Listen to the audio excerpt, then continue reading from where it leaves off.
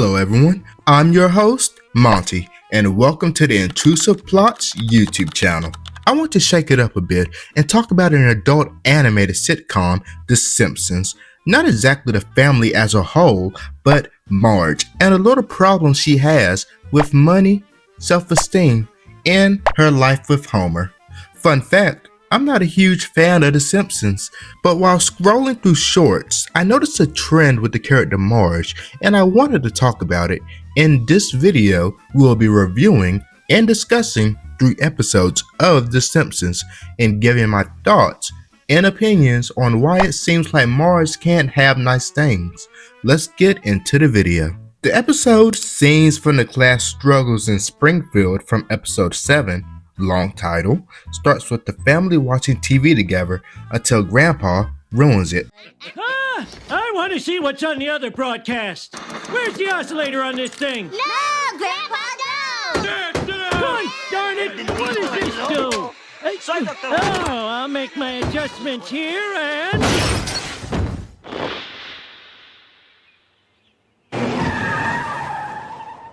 Because of course he does. They all head to the outlet mall for something cheap because, as Marge says, they can't afford expensive name brands. While Bart and Homer look at TVs, Marge and Lisa go thrifting, and Lisa finds an authentic Chanel suit for Marge, and we get this exchange. Mom, there's something in here! Ooh. Oh, it's beautiful. Can it be a real Chanel? Huh, it is. $90. But it's marked down from $2,800.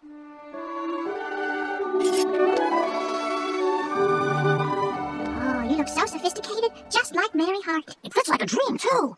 But we can't afford $90, even if it is a bargain. It wouldn't be right to buy something just for me. If it were a suit we could all wear, maybe, then. Come on, Mom, you never treat yourself to anything. Oh, sure I do. I treated myself to a Sanka not 3 days ago. But this is a real find. Just buy it. You don't have to rationalize everything. All right, I will buy it.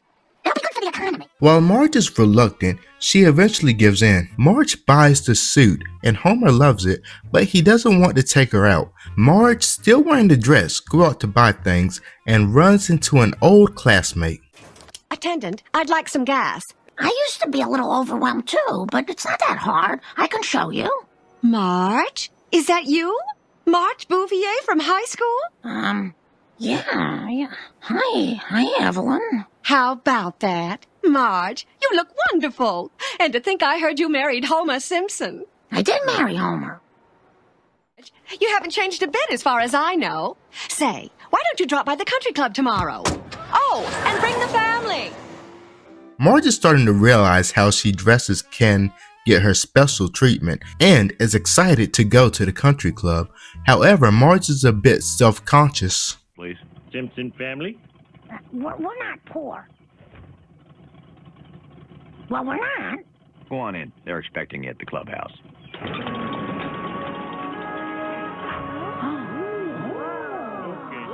Inside the country club, Marge meets Evelyn's group of friends. You made it, and you wore that lovely suit. Karen, Gillian, Elizabeth, Patricia, Roberta, Susan, meet Marge. Pleased to meet you. You look like such a happy bunch of people. That's the trouble with first impressions. You only get to make one. That reminds me of a funny apron I saw. You know, Marge, your family doesn't have to stand in the alcove. They're free to enjoy the club. Come on, kids. Let's go sit in a car till your mom's done fitting in. This is why I hate meeting new people who already have an established friend group. But here we discover a problem, and that is that Marge actually looks down on her life, social status, and family. Socially better. And if we fit in, we can be better too. So today, while the rest of you were out being different, I did a very good job of fitting in. So good that Evelyn gave us a guest pass. They might even ask us to join. Boy, Marge, you must have really done a number on those rich suckers. Don't thank me. Thank my beautiful new suit.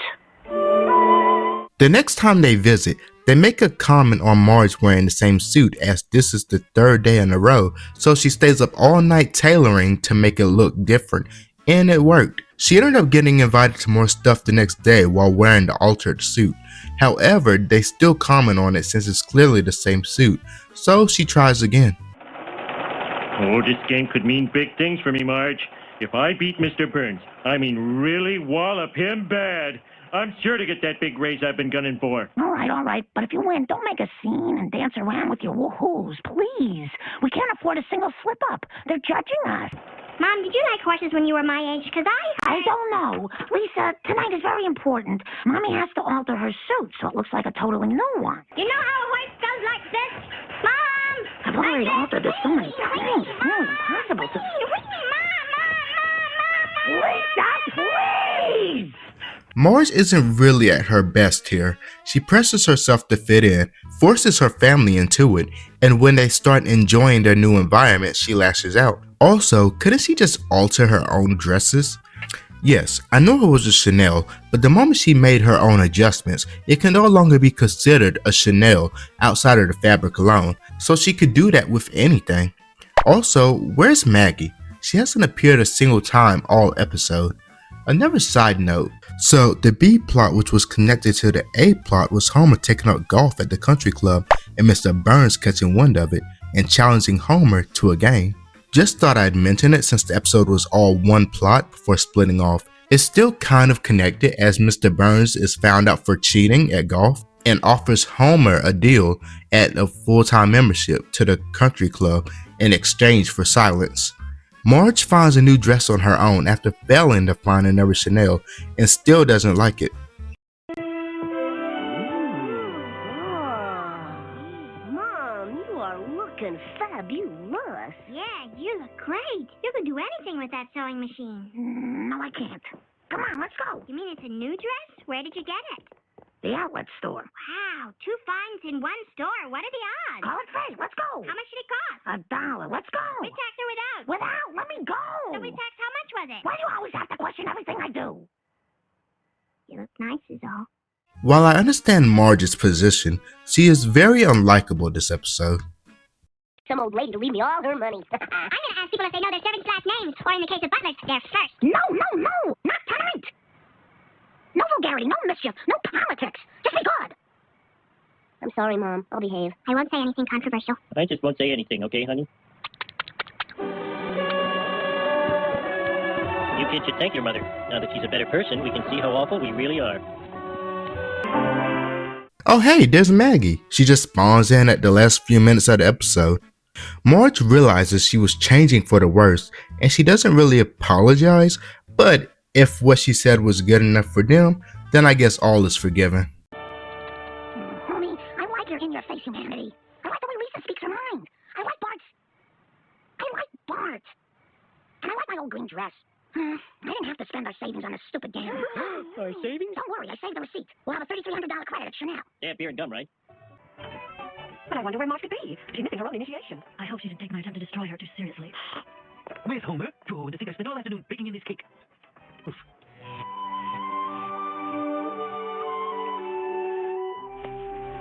Hey, did you guys just come from the prom? Sort of. But you know, we realized we're more comfortable in a place like this. Man, you're crazy. This place is a dump. And they end the episode eating at Krusty's, and I really didn't like this episode, mostly because Marge never actually apologized, especially to Lisa, who she personally yelled at twice, and then once for the whole family. Second reason is we found out Marge was changing for no reason. They were really nice people who just like petty fun, poking at her overuse of one dress. Jumping forward, we have Lona Lisa, season 22, episode 2. This is probably one of my favorite chair gags.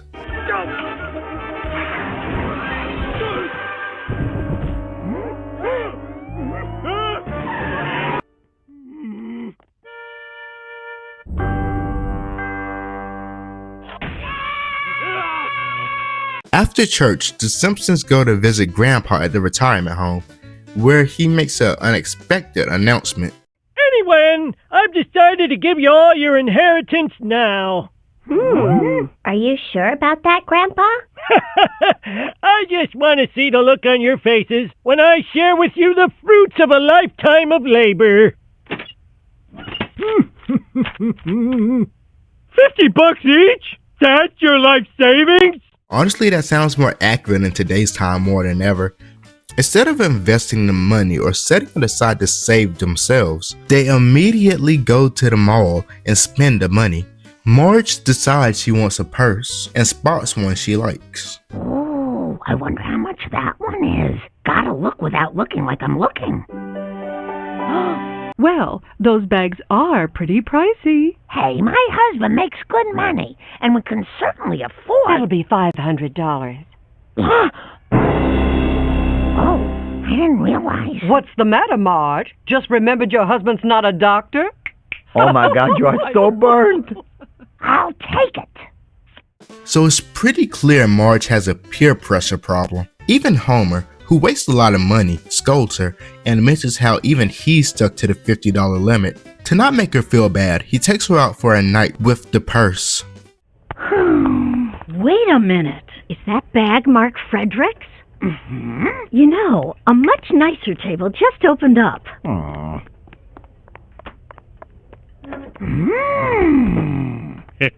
After Bart, that bag's the best mistake we ever made. I'm noticing a trend between this episode and the last one, and instead this episode feels like a course correction from the previous.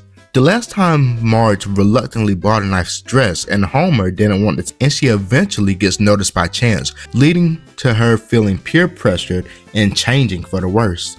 This time she bought the bag out of peer pressure, but Homer wants to take her out to enjoy herself, where she gets special treatment but doesn't change for the worse, but wants to genuinely return it. I suppose I should get something to eat.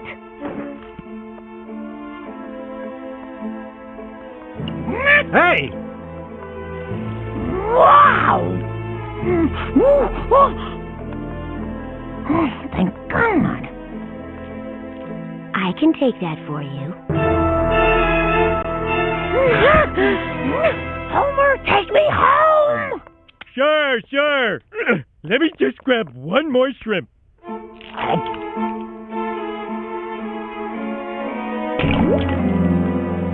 She could have just sat at the table and waited for Homer to get back so he could watch her purse for her while she went up. You know, like regular people do. But the story must go on and the purse is ruined by the tiniest spot. Quick mention for the B plot, Lisa used her $50 to help Nelson and he starts a bike repair shop in his garage. Oh, Maggie disappears again too. Back to the A plot, Marge tries to return the purse. Stay cool, Marge. Stay cool. I'd like to return this handbag. Unused. I believe this stranger.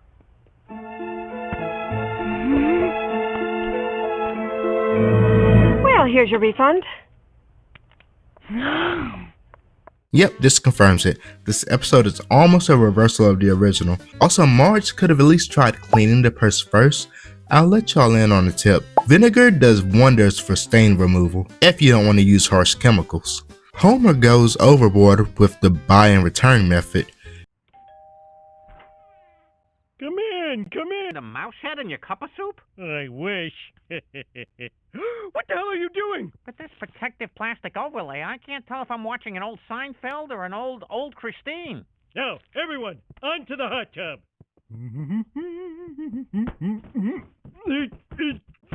Come on. The cardboard's fine. Biggest flaw with this idea, you can't mess up what you bought or you keep it.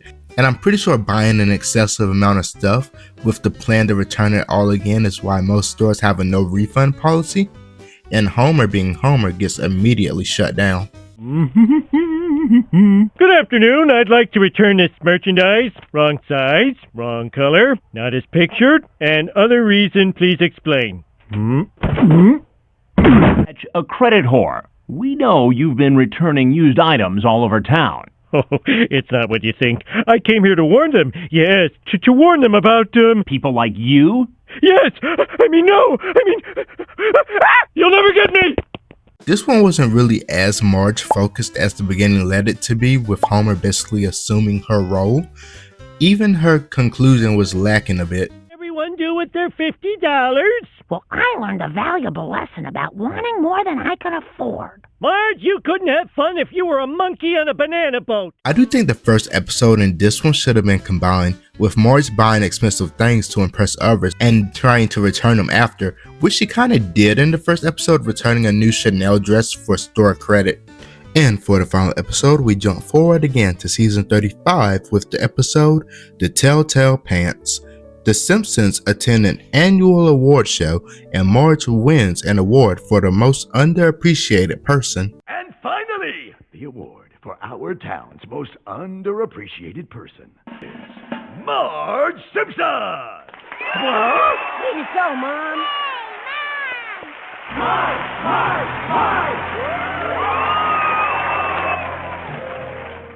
Come on, this is The Simpsons we're talking about.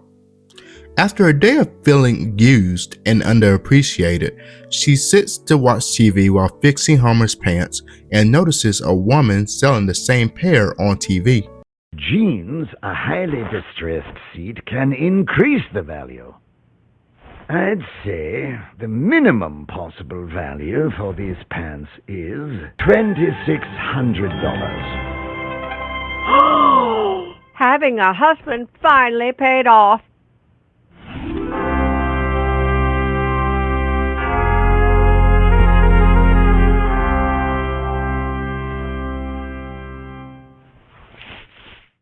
She hides Homer's pants and goes to the store to sell them for thousands of dollars, and lucky for her, she saw that TV show cause like all greedy thrift store owners, they will buy for less and sell for 4 times the price. Well, I might be interested in selling this vintage item. I say, I will give you $20. Not so fast, Bob. I happen to know these are 501XX Big Double E jeans with hidden rivets. Fine! Have me, madam, because I must have them. I've never seen such a perfectly distressed rear. I mean, these pants have experienced thousands, I say thousands of pounds of butt pressure. Yes, he's got a big keister. Are we gonna deal or what? Sorry, collectible clothes are my one addiction. Also cannabis gummies and the films of Kenneth Anger. But I digress. My offer is $2,595, okay? I see you hesitate. Well, let me zip up this deal and button its fly, okay? As for the B plot, because Marge sold Homer's pants, he has to wear sweatpants and he enjoys it. So, to the A plot. Enjoy this money, but I'm not happy. Ooh. They say about spending money on something just for yourself. Well, I sure don't know, but for $20 I'll wipe the communion cup before you drink from it. Eh? Oh. Homer? And once again, we're back to the trend with Marge. She's very reluctant to spend money on herself. She has to be convinced by Lisa to buy a suit. She was peer pressured by others to buy the purse, and now she actually has a decent amount of money to spend without consequence, and she still struggles because there's nobody around to give her the push to be a bit more self-indulgent. Wait, don't forget there's Homer. Are you at a baseball game? I am. It's so great. We got to meet the players, play chopsticks on the organ, and they hit a foul ball to you on purpose. Homer, how come you didn't ask me? Well, you don't like baseball. Thanks for clearing things up for me. You're welcome. Do I get another kiss? Oh, you'll get a kiss, all right. You're gonna get a big kiss. You just wait for that kiss. I want the biggest ring I can buy. Ooh. Now, devil's advocate, Marge doesn't have much of a right to be as mad at Homer as she is, since she also didn't ask if she could sell his pants. As I said, devil's advocate, because logically, with $2,550, you could buy him another pair of pants for like $50 and still have $2,500 left, but you still didn't ask. Regardless of the item, selling someone's property is worse than not getting invited to something you don't even like doing. Marge storms off into the store and asks for the biggest ring she can buy, and we get this. Try Now, if for some reason I want to return this... Ooh, no problem. You have a full 3 seconds to change your mind. Starting now. The time's up. Oh my God, I didn't know I'd feel so guilty walking around wearing something so expensive. Marge, I was a couple of blocks away and I couldn't help noticing you wearing something your husband couldn't possibly afford. Tattletale. Casual Christian. Remember, sale's final. Okay, can't return it. Might as well enjoy it. A guilt rash. I'll just leave it there. No, someone will find it. Every time Marge buys something, there's always someone who comes at her for being with Homer. The guy isn't perfect, but if the entire town talks down on him, maybe there should be some push for change. After trying to find a perfect hiding place, she settles in the attic. Eventually, Marge gives up completely, and Homer comes to the realization that should have been common sense. Selfishness. Oh. What is this? A fancy ring that Marge bought for herself? She's been holding back on this whole time. Oh my God, the things she does. The things she does. The things she does. Oh, the things she does. All the wonderful things she does. Putting those sweet notes in my lunch every day. Getting everyone a birthday present and saying they're from both of us. Even in her sleep, she's perfect. With all the wonderful, beautiful things Marge does, there's only one thing I can do with this ring. Homer, you're back. You put this on me. Baby, I just wished I'd bought it for you. And the episode ends. I really like how the animation got really smooth for this scene, and we can feel the emotions being expressed. That's a good episode to end off with because it shows one thing. Marge only wants to feel appreciated and noticed, but she puts the family first. With the Chanel suit, she said $90 was too much to spend on herself, and if it was something the whole family could wear, she would get it. Lisa had to tell her to treat herself every once in a while. With the purse, she was peer pressured into buying it to prove a point. Then with the ring, she had enough to treat both herself and the family, but because of Homer being unappreciative, she bought herself something only. This is why Marge can't have nice things. She doesn't feel like she deserves them and always needs a push before a buy, whether it's positive reinforcement from Lisa, peer pressure from the crowd, or anger from her own husband. And even then, the guilt eats her alive for having an expensive item. Homer does seem to learn in these episodes also. The first one, he didn't treat her to dinner like she wanted with her new suit, but he makes up for it with the bag. He knows she wants to keep it but can't. Unfortunately, he still ignores her throughout the rest of the episode for his own antics, but in the last episode, he recognizes all that she does and she gets to keep the ring, with him now knowing he should have been the one buying it for her and not her having to sneak around to have something nice. Say what you want about the Simpsons continuity, but if you watch these 3 episodes back to back, they seem to tell a cohesive story, even though there are seasons and decades apart and not directly related. A happy accident, if you will. So what do you think? Leave your comments below, like and subscribe. It's free. See y'all in the next one.